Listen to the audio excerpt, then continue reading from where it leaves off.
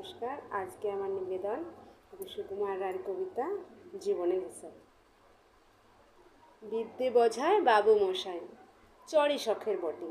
মাঝিরে কন বলতে পারিস, সূর্যি কেন ওঠে? চাঁদটা কেন বাড়ে কমে? জোয়ার কেন আসে?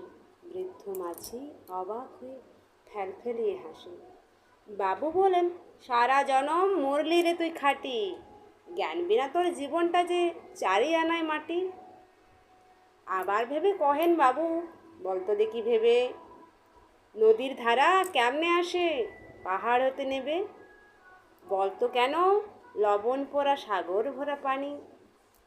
মাঝি সে কয়, আরে মশাই অত কি আর জানি।